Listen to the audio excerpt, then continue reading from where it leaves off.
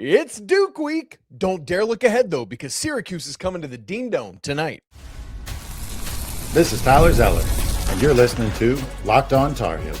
You are Locked On Tar Heels, your daily podcast on the UNC Tar Heels. Part of the Locked On Podcast Network, your team every day. Hey there, what's up? It's Monday, February 2nd, 2026. Welcome into the Locked On Tar Heels podcast, the only daily North Carolina show out there. I'm your host, Isaac Schade. You're joining me at the place to get your Tar Heels content every single day. It's all part of the Locked On Network, the #1 sports podcast network out there.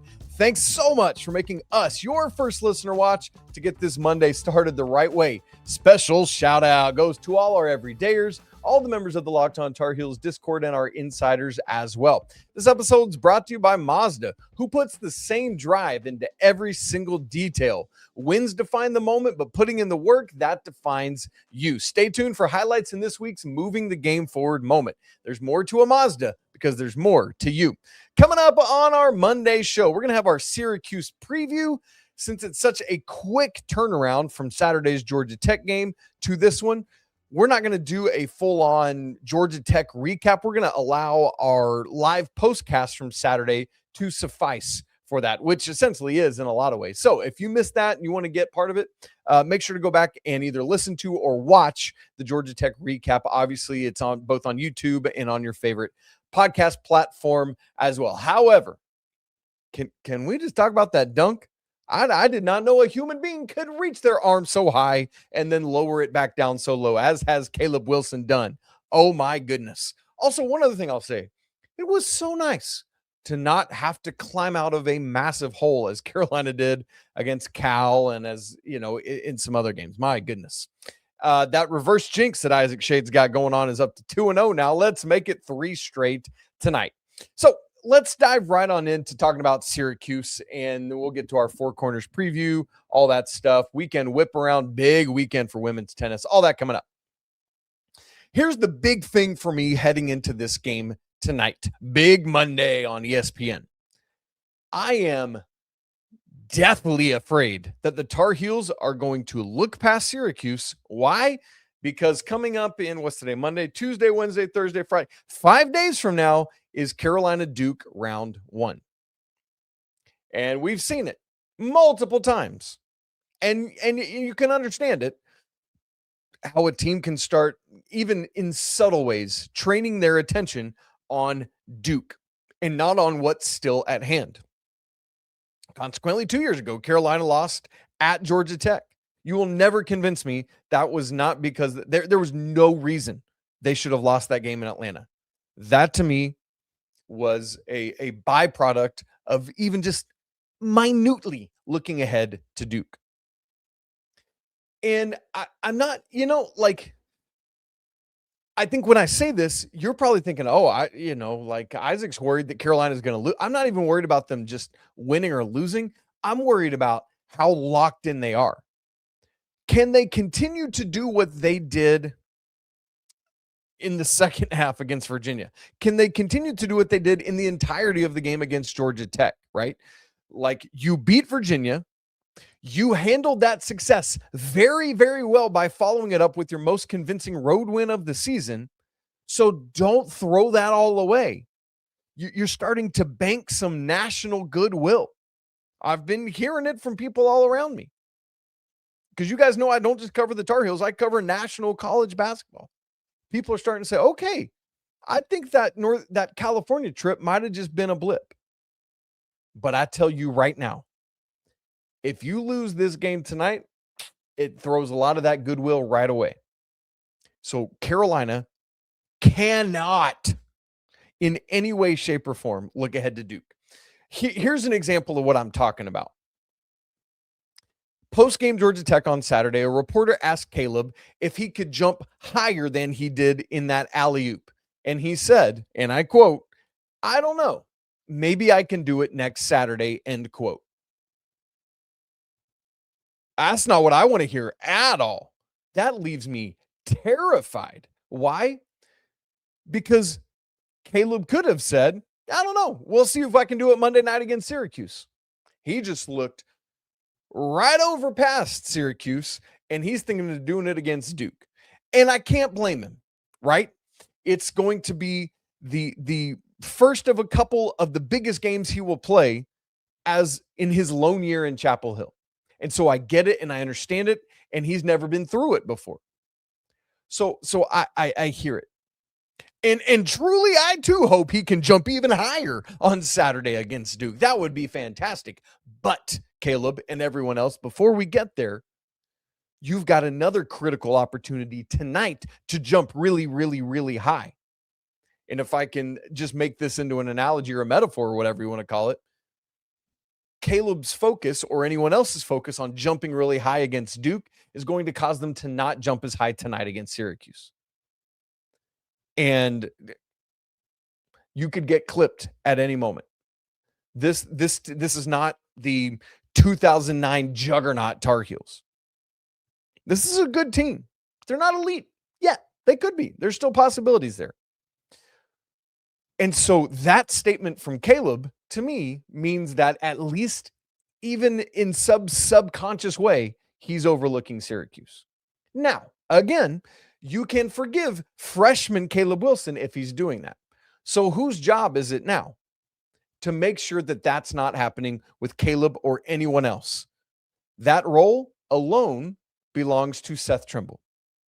And I say alone, some James Brown as well, because he's experienced it. And we've heard multiple times now about James Brown being a big contributing voice in locker room or halftime moments, such as against Virginia. So I'll put James in that category as well.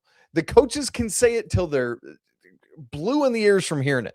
It's just like when your parents tell you something and it's in one ear and out the other, and it takes your friend or your boyfriend or girlfriend or whomever to tell you, and you're like, oh, cool. So I don't care what the coaches are telling them about not overlooking Syracuse. It's like, okay, coach, gotcha. But man, if senior Seth Trimble sits you down and says, I'm going to pretend like the camera is your face. Look, Caleb, I need you to lock in tonight. Look, Derek, look, Henri, you guys don't understand what this is like. There is going to be so much attention paid to this game for every moment after Monday night is done. And great, and it should. But from now through, let's call it 9:30 tonight when the Syracuse game is over, I need you to focus on nothing other than this game, because the second you do, this game either becomes too tight or you actually lose, as you did against Stanford, for example. That's the concern. And so what I love is that Carolina didn't look ahead in Atlanta on Saturday against Georgia Tech, but that's just the first half of this test. Second half is tonight. Can you focus on the things at hand even when Duke is lurking? I'm very curious to see.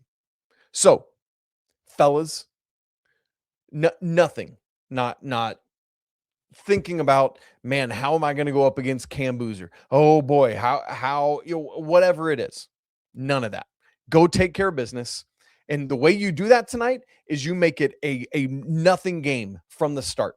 You start 7-0 like you did against Georgia Tech. And I know Georgia Tech came back and took a quick lead after that, but then Carolina pushed it right back out. Like, that kind of performance is what you have to do.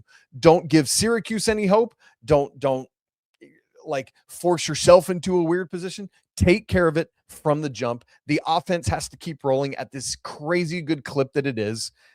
Getting 85 points or more in 5 of the last 6 games. Let's make it 6 of 7 and keep rolling while holding Syracuse down. That's what I need to see. Derek Dixon, get this team lined up and ready to go, and let's take care of business, and then you can look ahead to Duke.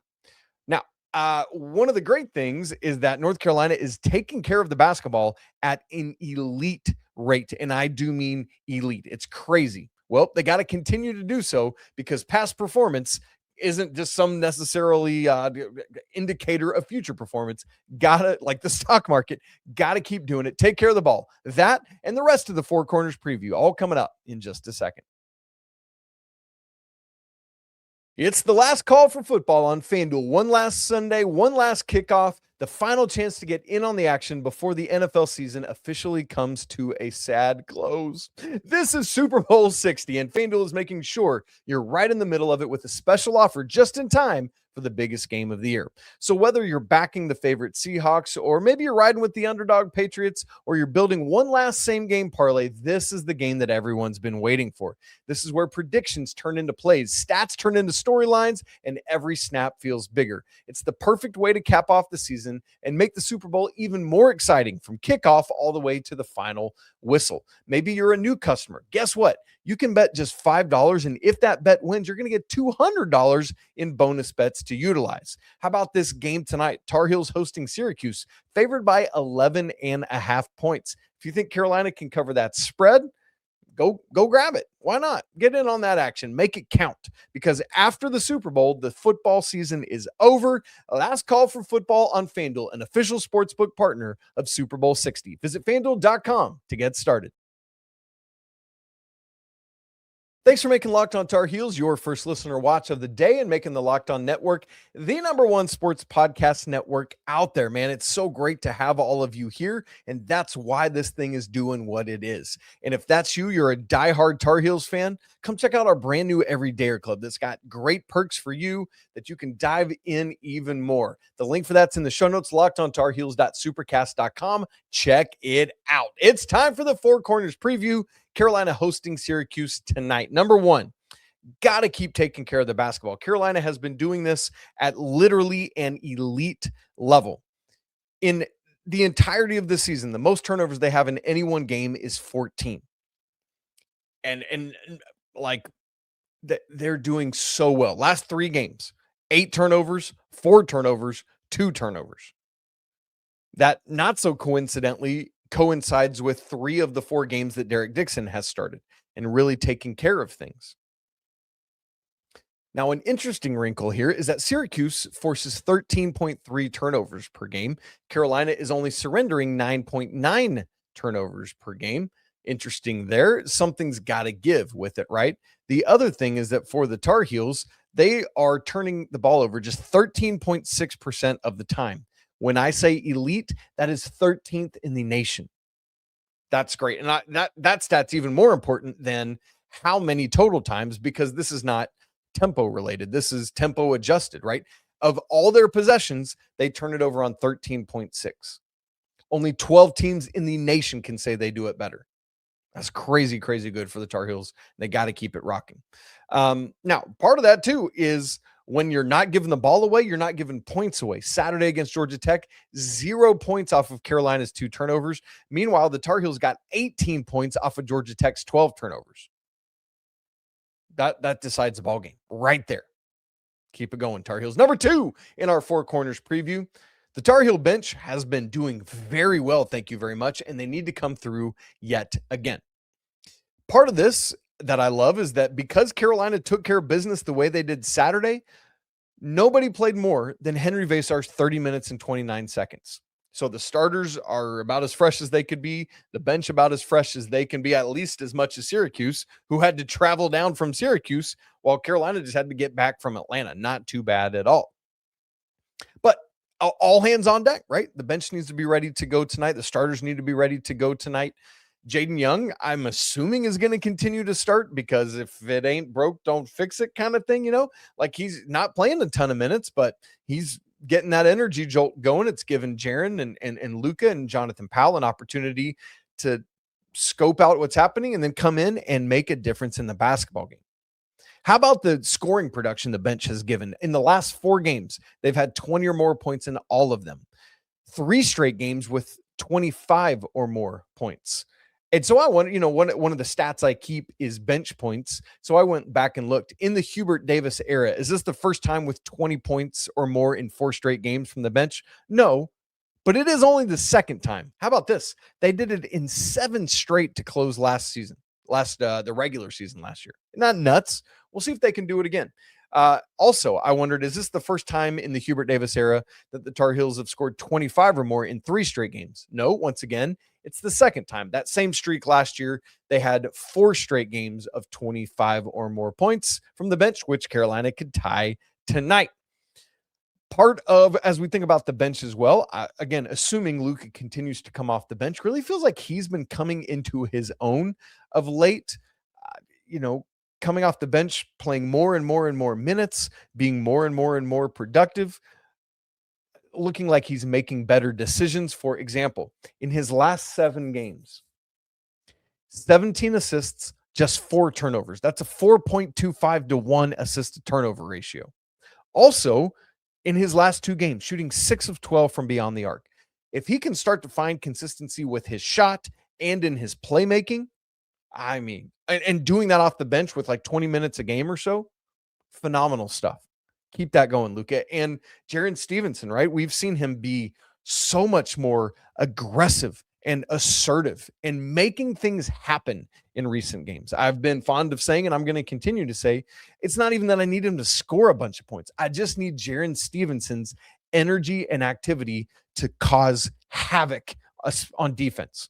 I need him to be in there bidding, as Coach Williams would say, for every offensive rebound. That's Jarin, keep it going. Love to see it. Number 3 in our 4 corners preview. Syracuse does not shoot threes or freeze very well.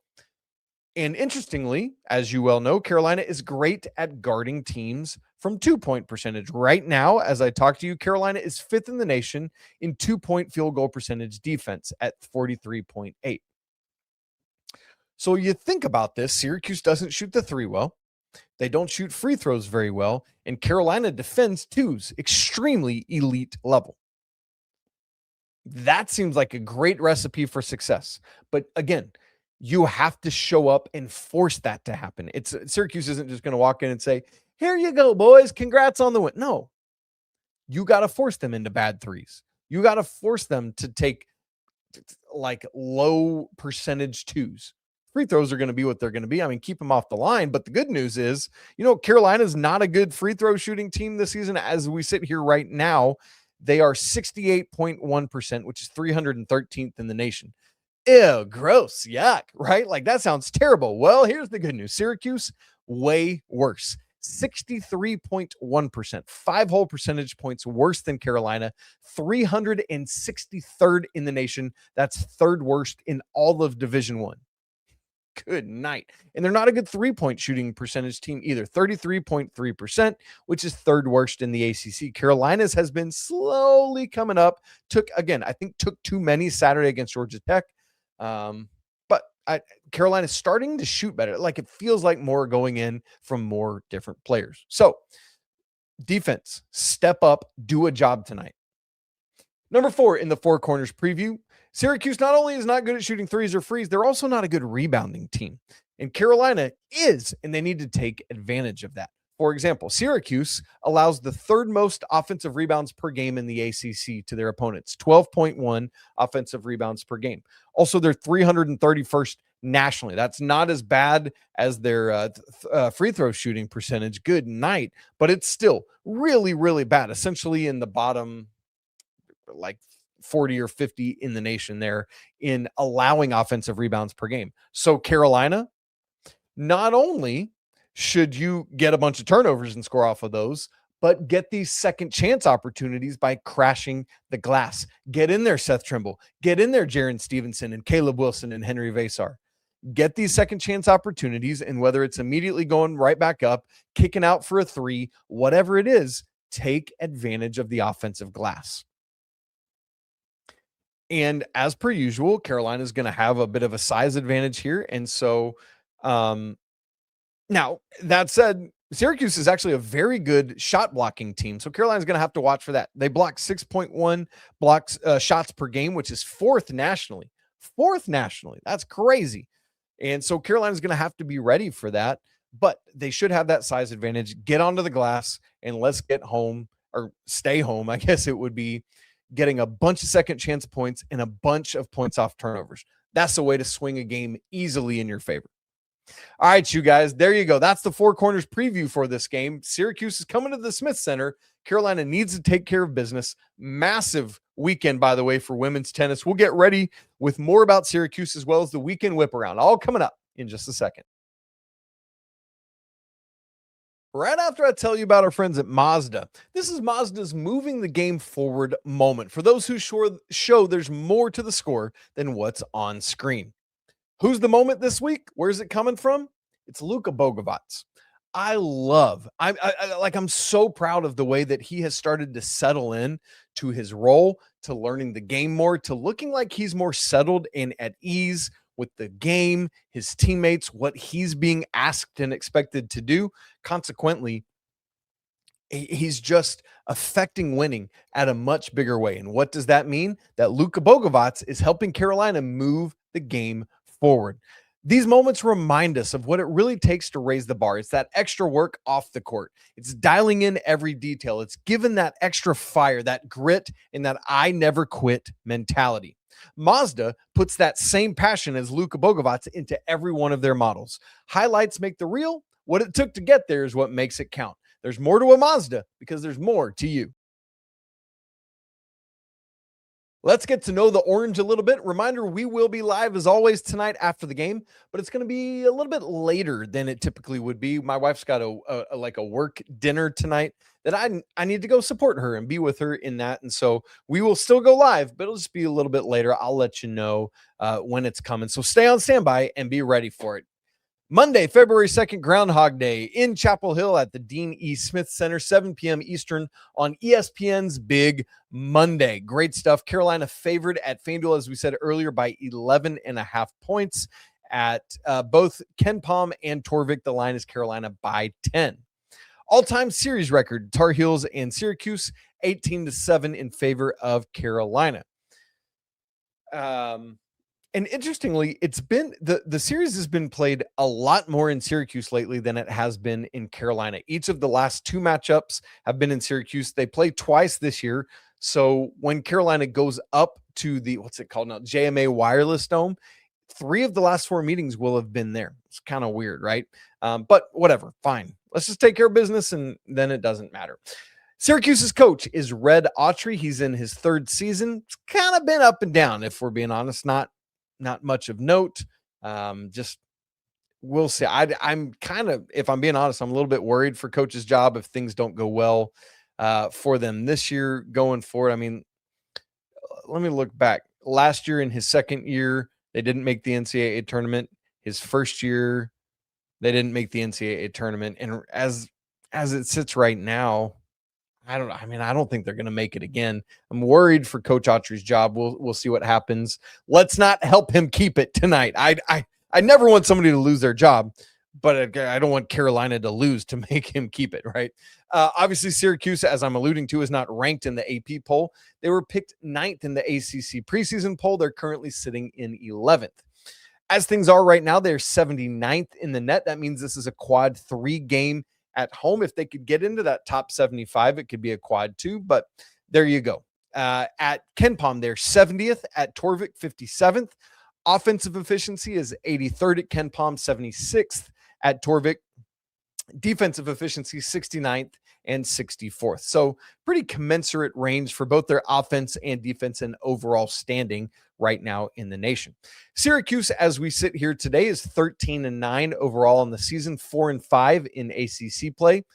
Their best non-conference win by far is the Tennessee Volunteers. They beat them in the ACC SEC Challenge. I don't remember if that was up at Syracuse. Yes, that was at Syracuse. Tennessee went up there. Carolina beat them. But, I mean, like, no other wins in their non-con schedule come close to that. Their next best was St. Joe's, who's in the, 160s. And every other win they had in non-conference play was outside the top 200. Their ACC wins at Georgia Tech, at Pittsburgh, hosting Florida State, hosting Notre Dame. So there you go. Non-con losses, their only bad loss was to Hofstra. Shouldn't have lost to Hofstra. But other than that, they lost to Houston, Kansas, Iowa State. All 3 very understandable. All 3 Big 12 teams, funny enough. And all 3 were at the Players Era Festival. And so lots of teams would lose to those 3. But Syracuse hasn't done it in other ways either. Part of that is their ACC losses. They lost to Boston College at Boston College in overtime, but they lost to Boston College. You know what I mean? They lost to Virginia Tech at home, to Miami at home, and at NC State. And so there should be another one. What am I missing? Oh, Clemson. They lost at home to Clemson as well. That's right. So 4-5 for Syracuse in ACC play right now. What about their personnel? How do things line up there? Their starting point guard, usual, I guess I should say, starting lineup is Nate George. Had been at Georgia Tech, you remember, kind of a bigger guard, gets out a lot of assists. There was some talk, some clamor. Carolina might be interested. Now, it didn't work out. He ends up going to Syracuse right now, sitting at 5.3 assists a game. JJ Starling, probably the biggest name on this team, but he's the second leading scorer. But as the second leading scorer, only getting 11.5 a game. I would expect more from a second leading scorer, but there we go. At the 3, Nate Kings. At the 4, Sadiq White. And then at the 5, William Kyle. He is their leading rebounder and also leading the ACC with 2.7 blocks per game. But when we talk about those guys, William Kyle, 6'9", Sadiq White, 6'9". So that's their front court. Even when Donnie Freeman comes in, he's 6'9". So again, size advantage. Yes, Carolina's going to have that yet again. The depth. I'll just give you 3 names. One to watch is Donnie Freeman, whom I just mentioned. And when I say depth, it's kind of a misnomer because had missed some time with injury, came back and had been in the starting lineup since returning, but literally just Saturday's game came off the bench, a conversation that he and Coach Autry had ahead of their game and decided, hey, let's do that. They beat Notre Dame at home 86-72 in that one. So I'm curious to say, because Coach Autry hasn't said, he said, we might keep rocking with this. We might put him back in the starting lineup. We don't know. So keep an eye on that. Is Donnie Freeman in that starting lineup when it's announced tonight, or will he be coming off the bench? Because again, he is their leading scorer. Donnie Freeman is, which is kind of nuts at, I think it was 19-2 a game, something like that he's getting. Kyan Anthony also comes off their bench. Yes, that's Carmelo's son. Hello. And then thirdly is Tyler Betsy. And so keep an eye on those guys. That's kind of their 8-man rotation that you need to be aware of. All right. As we said, Carolina favored at Ken Palm and Torvik by 10, at FanDuel by 11.5. I can't quit now, you guys. Got to go reverse jinx. So I'm going to pick, hear me say and understand why I'm saying this. Because go where you go and do what you do. Because I'm really superstitious. Syracuse by 7 in this basketball game, 85-78. You're welcome. You're welcome. It's going to be 3-0. Wink. There we go. All right, let's get to the weekend whip around on this thing. We're going to start women's basketball. They didn't play, but they play tonight. 6 p.m. at NC State, 17-5 overall, ladies, 6-3 in ACC play, come in riding a 4-game winning streak. Here's the one I want to get to. Women's tennis, man, we talked about this on Friday. Had a huge matchup Friday night and a huger matchup Sunday afternoon. Let's take them one at a time. The huge matchup on Friday night was against number 9 NC State, played in Cary, Carolina's 3rd in the nation, NC State 9th. And, there have been some battles a couple years ago. NC State was like the lone loss in the regular season. Carolina avenged that in the ACC tournament and the NCAA tournament, if I remember. Definitely the ACC tournament. I'm not even going to tell you the result yet. Here's how it went. NC State won the doubles point, which is like, oh, man, now we got to win 4 of the 6 singles matches to get this win. They only got to win 3.